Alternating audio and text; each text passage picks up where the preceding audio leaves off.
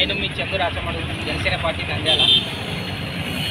Janasena party అధ్యక్షులు అన్నయ్య deputy CM Shri Konidela Pawan Kalyan గారి ఆదేశాల మేరకు ఈనాటికి దాదాపు 1 ఇయర్ అయింది.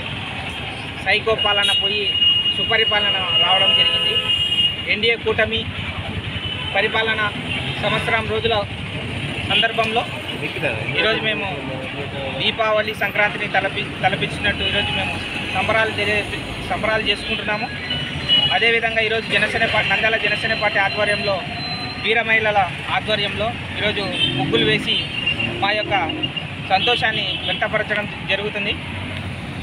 అలాగే ఎన్డీఏ కూటమి వచ్చిన సంవత్సరానికి ఈరోజు ఏవైతే మేము కమిట్మెంట్స్ ఇచ్చామో ప్రజలకి, ఈరోజు ఒకవైపు చూసుకుంటే డిఎస్సి, ఇంకోవైపు చూసుకుంటే పింఛన్లు, ఇంకోవైపు ఆగస్టు 15వ తారీఖు నుంచి మహిళలకు ఉచిత బస్సుల సర్వీసులు కూడా రావడం జరుగుతుంది. అదేవిధంగా దీపం పథకం కింద కూడా అందరికీ సిలిండర్లు కూడా ఫ్రీ సిలిండర్స్ కూడా ఇవ్వడం జరిగింది. రాబోయే రోజులలో ఇంకా మరింత అభివృద్ధి చేయబోతున్నాము. ఎన్డీఏని బలపరిచినటువంటి ప్రజలకు మేము ఎప్పుడూ రుణపడి ఉంటాము. వాళ్ళకి మా పాదాభివందనాలు తెలియజేసుకుంటున్నాము ఈ సందర్భంగా.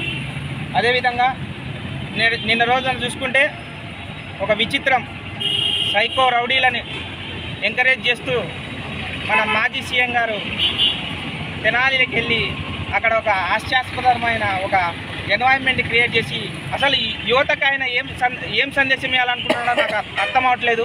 అంటే యువతను ఈ విధంగా చెడిపోమని ఆయన ఒక మెసేజ్ ఇస్తున్నాడా?